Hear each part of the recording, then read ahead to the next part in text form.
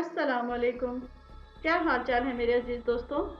उम्मीद करती हूँ कि आप सब अपने घरों में महफूज, सेहतमंद और खुशहाल होंगे।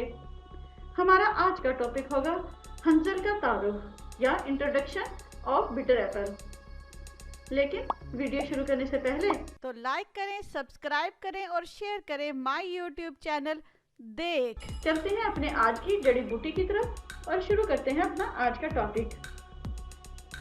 कोरतुंबा, हंजल या अंदराइन, ये तीनों बहुत ही ज़्यादा मारूफ नाम हैं। ये एक जानी पहचानी जड़ी बूटी है।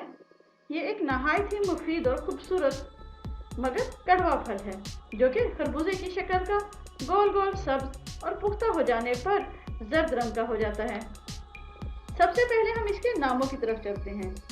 अरबी में इसका नाम अलकम या हंजल है। फारसी नाम इसका खरपजा है, इसे खरपजा तलख भी कहते हैं। डॉक्टरी नाम कालोस्नित है। सिंह में इसका नाम महाकाल फल है। अंदरदानी फल, इसके अलावा हिंदी अंदराइन का फल भी इसे कहते हैं। पंजाबी में इसे कोरतुम्मा या तुम्मा भी कहा जाता है। इसके अलावा इसका नाम हिंदवाना अबू जहल भी है।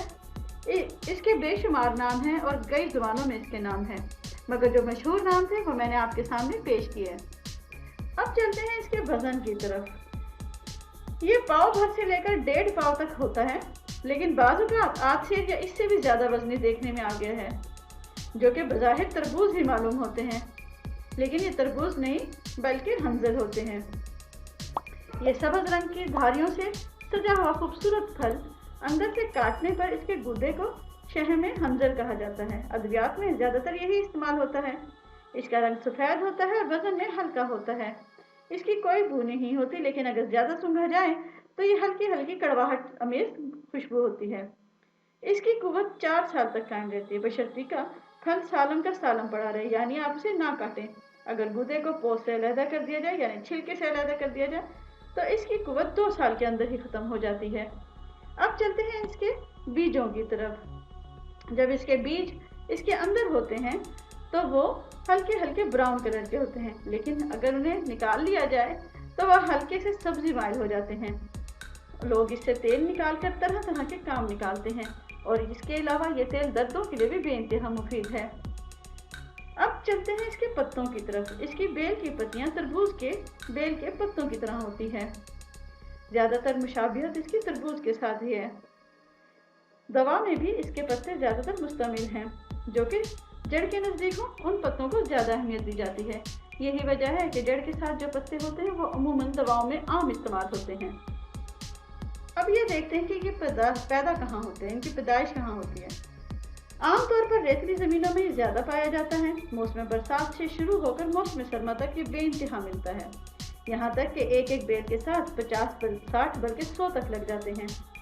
और सर्दियों में ये खूब फैलता है। अगर रेतली ज़मीन हो तो कई कई कनाल के ऊपर ये मुहित हो जाता है, बल्कि अक्सर रेतली इलाकों में या रेगिस्तान में ये पूरे का पूरा सहरा को भी अक्सर औकात अपने अंदर निगल सकता है। लेकिन एक तो मौसम की गर्मी और फिर मौसम का चला जाना इन्हें वही रोक देता है। इसके अलावा हर मौसम में, किसी भी मौसम में अगर आप इसे तलाश कर लें तो शायद ये मिल जाता है, लेकिन आमतौर पर नादिर होता है, क्योंकि आजकल लोग ज़्यादातर डॉक्टरी चीज़ों पर इत्तेफाक करते हैं, तो अब इसकी मांग ज़रा सी कम हो गई है। लेकिन पहले ज़माने में जब हुक्मा पर ही सारा कुछ था तो उस वक्त ये ढूंढने से भी नहीं मिलता था। अपने मौसम में ये मिल जाता था, लेकिन आम मौसमों में ये बड़ी मुश्किल से और बड़ा ढूंढ कर मिलता था। यही वजह है कि आजकल इसे ज़्यादा लोग अहमियत नहीं देते, सिवाय उनके जो कि पुराने बुजुर्ग हैं या हकीम हैं। क्या आप जानते हैं कि यूनानी में इसका नाम कालोन्थस है या कालोकंथस है? इसलिए कहा जा सकता है कि लातीनी नाम कालोसंथस और अंग्रेजी नाम कालोस्नित यूनानी से ही मुश्तक है, यानी यूनानी से ही इसका निकला है। अब अगर हम ये देखें तो कि इसकी किस्में कितनी हैं, तो जनाब इसकी किस्में बहुत सारी हैं। रंग के एतबार से इसकी कई किस्में हैं, मसलन बिल्कुल सफ़ेद फल, लाल, काला। इसके अलावा काला का अगर देखेंगे तो वो अंदर से लाल सफ़ेद निकलेगा। लाल का गुदा भी लाल होता है, बीज नीले होते हैं। ये नहायत ही दस्तावर होते हैं और आम दस्तयाब होने वाले हंजल को 2 किस्में, नर मादा और इसके अलावा दूसरे भी। लेकिन क्या आप जानते हैं कि जिस बेल पर एक फल लगा हुआ हो यानी पूरी बेल पर सिर्फ एक फल लगा हुआ हो, या जिसका गूदा गहरा सब्ज हो, या जिसके पत्ते गहरे सब्ज कलर के, तो उसे हरगिज़ इस्तेमाल ना करें, क्योंकि कि वो बहुत ही ज़्यादा तेज़ और सख्त जहरीला होता है। इसका सिर्फ 1.5 माशा का मकदार लेना ही काफ़ी है। इसकी तबीयत खुरमा के खिलाफ से बाज़ गर्म तीसरे दर्जे में और खुश्क बाज़ दूसरे दर्जे में बयान करते हैं, और बाज़ गर्म चौथे दर्जे में और बाज़ खुश्क दूसरे दर्जे में कहते हैं, और बाज़ का ख्याल है कि गर्म और खुश्क तीसरे दर्जे में। वल्लाहु अलम। मैं उम्मीद करती हूँ कि मेरी आज की ये वीडियो आपको अच्छी लगी होगी और मुफीद लगी होगी। अगर आपको मेरी ये वीडियो मुफीद लगी हो तो लाइक करें, सब्सक्राइब करें और शेयर करें माय यूट्यूब चैनल देख।